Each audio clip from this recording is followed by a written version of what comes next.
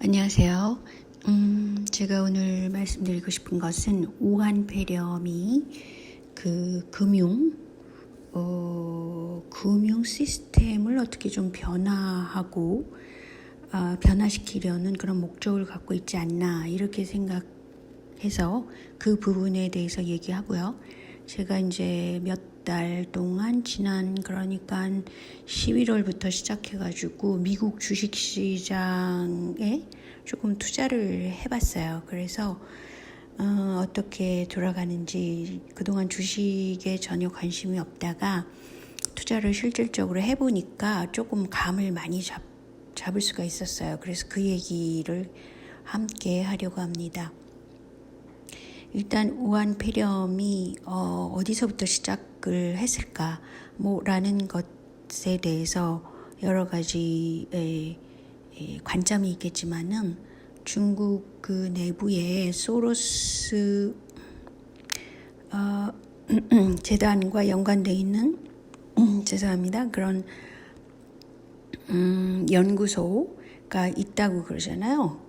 그래서 그런 점을 볼 때 원래 그 소로스 재단은 미국 민주당을 밀어주고 미국 민주당은 중국과 엄청 그 절친이란 말이죠. 그리고 월가도 중국을 하나의 파트너로 생각해서 굉장히 많이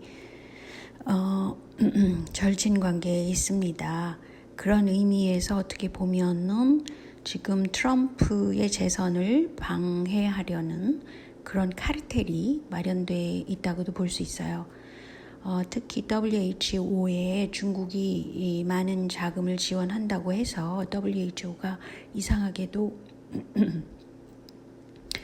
그 우한 폐렴에 대한 그런 강력한 조치를 취하지 않은 쪽으로 이렇게 특히 한국에다가도 그렇게 얘기를 했죠. 그래서 뭐 별거 아니니까 뭐 국경을 오픈해라 뭐 이런 식으로 유도를 했단 말이죠. 그리고 현재 미국에서 굉장히 커진 그 우한 폐렴의 결과물을 볼 때 이것은 미국 민주당 쪽에게 유리한 그런 쪽이 됐다고 볼 수 있어요. 그래서 저는 어떤 이런 카르텔이 이런 폐렴을 인위적으로 일으킨 게 아닌가 이렇게 생각하는데 그 축을 누가 잡고 있는지는 모르죠. 맨 처음에 그 시발점에 대해서는 의견이 분분하잖아요. 그래서 결국은 전체적으로 모든 나라에서 지금 겪는 것이 재정의 문제가 있고 또 경제가 전체적으로 다운이 되고 있기 때문에 디플레이로 가고 있잖아요. 그래서 이것을 손쓸 수 있는 것은 재정을 풀어서 즉 양적 완화를 실시를 해서 어떤 대책을 마련하고 있는데 이 와중에 그 신규 그런 화폐, 전자화폐를 준비하는 그런 어떤 과정 속에 있는 것이 아닌가라고 볼 수도 있겠더라고요. 근데 이제 그 뭐 특정한 유명인의 그 발언을 보면은 어떤 면에서 이태리와 스페인의 특히 경우를 보면은 노인 인구들이 굉장히 많이 그 주검에 이르게 되잖아요. 그렇게 되면 뭐 어떻게 되냐면 원래 그 의료 재정의 의료 재정이 힘든 나라들이었잖아요. 노인 인구가 많으니까. 그런데 이제 자연적으로 사회가 젊게 되고 의료 재정을 장기적으로는 건전하게 만드는 그런 어떤 목적이 있지 않았을까라고 의심하게 되는 거죠. 근데 뭐 이 도덕적으로 볼 때는 이게 굉장히 그 문제가 될 수 있어도 이 경제 탑에 가 있는 사람은 일단은 그런 도덕성을 생각하지 않고 움직이는 머리를 갖고 있다고 볼 수 있어요. 그래서 이게 현실적으로는 그렇게 되는 게 아닌가. 왜 특별히 그 바이러스가 노인 인구가 사실은 폐렴에 굉장히 취약하긴 합니다. 그 집중 공략을 할까 그런 거에 의구심을 갖게 되는 거죠. 그리고 또 한 가지는 그 국경이라는 의미가 지금 유럽에서는 국경이 없어졌다가 지금 다시 이제 강화시키면서 그 하나의 작은 규모로 각국에서 이제 할 수 있는 범위 내에서 굉장히 여러 가지 정책을 마련하고 있잖아요. 근데 결국은 전 세계가 지금 그 폐렴 바이러스 하나 때문에 정신이 없잖아요.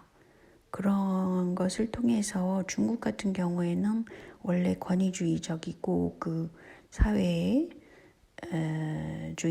국가이기 때문에 그 중앙통제 시스템으로 그 개인들을 감시하는 체제가 완전히 많이 발달돼 있고, 한국은 또 한국 나름대로 그 핸드폰을 가지고 어디로 이 사람이 가고 있고 뭐 카드 사용이 어디서 있고 이런 것을 추적할 수 있는 추적 장치가 이번에 드러났잖아요. 그래서 어떤 면에서 보면은 개인의 그 감시 체제를 좀 더 그 마련하는 기회가 되지 않았나 이렇게 생각하고요.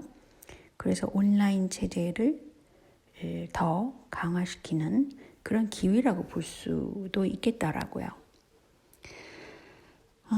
그래서 제가 생각하는 바는 뇌피셜이라고 하죠. 그래서 제가 생각하는 바입니다, 이거는. 근데 이제 달러 가치가 굉장히 올라왔었잖아요. 그래서 각국은 달러가 필요했고 특히 중국에서 달러가 굉장히 많이 필요했기 때문에 가치가 막 상승했다가 지금 이제 양적 완화를 미국에서 실시하게 되니까 달러 가치가 또 하락하게 되잖아요. 금리도 거의 제로로 됐고 뭐 마이너스까지 갈 수도 있겠더라고요. 근데 이렇게 되면은 안전 자산이라는 금이나 뭐 전자화폐 뭐 이런 것에 관심들이 쏠려 있는데, 제가 볼 때는 아직까지 그 전자화폐가 안정성 때문에 아직은 그런 단계가 아니고요. 금 같은 경우에도 그 금 투자를 이렇게 흐름을 보니까요. 일단은 그게 추상적인 개념이죠. 실물금이 아니라는 거죠. 그래서 이게 두 가지가 있더라고요. 금은. 그러니까 그냥 주식같이 어떤 투자 대상으로서 투자를 한 경우에는 그 가치가 무형의 것이 되기가 쉬워요. 그런 문제가 좀 있고요. 그렇지 않고 실물적으로 뭐 금의 그램을 그냥 사는 거, 뭐 코인을 산다든지 또는 아무튼 금 자체를 사는 경우, 그렇게 두 가지 시장이 지금 형성돼 있더라고요. 근데 아무튼 금을 사더라도 달러로 사니까, 미국 달러로 사니까 그 달러의 그런 지배성은 아직은 실질적으로 있는 거죠. 그런데 미국 주식 시장을 제가 이렇게 동향을 보니까는요, 저는 일봉을 본다든지 그렇게 투자를 한 거 아니고요. 또 중간에 금융사를 끼고 무슨 브로커, 한국의 경우는 뭐 은행이든가 그래가지고 그 금융사들이 끼고 해가지고 뭐 누가 그거를 대신해주고 그러잖아요. 저는 그냥 직접 제가 알아서 투자를 하기 때문에 굉장히 정보를 많이 알아야 됩니다. 그래서 오히려 저는 야후라든가 야후 그 파이낸스에 보면은 어떤 가령 보잉이다. 그럼 보잉을 치면은 그 보잉에 대한 가까운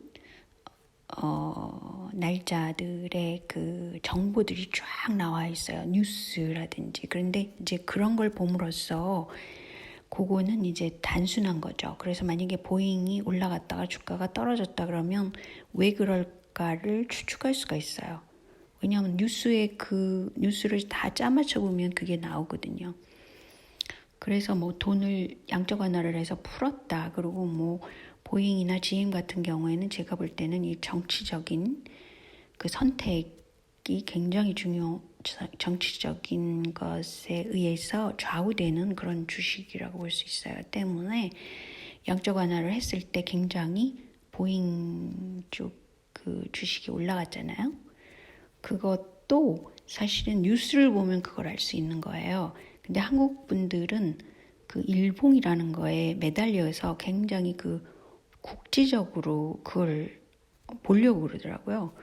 근데 저는 뭐 일본 그런 것도 골치 아프고 그냥 뉴스만 보고 앞을 내다보고 앞이라는 거는 그 다음 날 주가를 추측해 볼 수 있다는 거죠. 현재 한 3일 정도의 흐름을 보고요.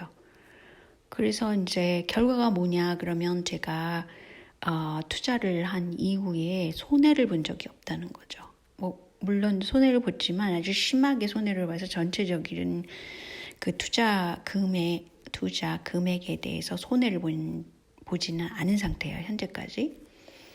그런데 보통 사람들은 지금 막 뭐 20% 떨어졌다고 막 그러고 손해를 많이 봤다 그러고 막 이런 분도 있는데 제가 왜 그러냐면요. 이 주식 시장을 보면은 그러니까 보잉이나 뭐 이런 걸 정치주라고 보면은 그다음에 IT가 있고요. IT라는 거는 어차피 세계 단일화 쪽으로 세계가 이제 축소된다는 거죠. 그런 쪽으로 가니까 IT가 강세일 수밖에 없어요. 장기적으로 보더라도. 그래서 그런 게 있고요. 또 유통업이 있고요. 또 바이오가 있고요. 금융 투자 은행이라든가 뭐 회사라든가 그런 게 있잖아요. 뭐 JP 모건이나 뭐 이런 것들이요. 근데 제가 보면은 바이오 같은 경우에는 사실은 굉장히 투자하기가 어렵습니다. 그게 이제 어떤 화학 약품 있죠. 약품이 개발돼서 이게 뜰 거다. 그럴 때 그 내부 사정을 모르기 때문에 그러니까 한 회사와 그 옆에 회사, 그 다음 회사의 관계를 이 뉴스에서는 그렇게 많이 몰라요. 그리고 주가 변동을 보면은 굉장히 어려운 게 바이오예요. 근데 한국에서는 이상하게 한국에서는 바이오 주가에 투자들을 많이 하시더라고요. 근데 굉장히 위험한 게 사실은 바이오 쪽이라고 저는 생각하고 있어요. 그래서 이제 현재로 보자면 장기적인 추세는 IT죠, 아무래도. 그리고 이게 이제 한국 주식과 연동됐기 때문에 한국 주식시장은 그 칩을 판매하는 그런 삼성전자라든가 하이닉스라든가 그런 게 미국 지수랑 연동되고 그렇지만 무역 관계에 있어서는 중국 지수와 연동되잖아요. 그래서 이 두 가지가 지금 변수라는 거죠. 그래서 뭐 한국 시장이 앞으로 올릴 거다라는 데 대해서는 올릴 거다 말 거다 이런 것보다는 한 일주일 상간으로 3일 이전의 뉴스와 3일 이후에 일어날 것들에 대한 예측을 하면서 그 투자를 하는 게 좋아요. 이거는 사실은 한국의 그 금융사들이요. 투자자들도 마찬가지로 이 부분을 생각하실 것 같아요.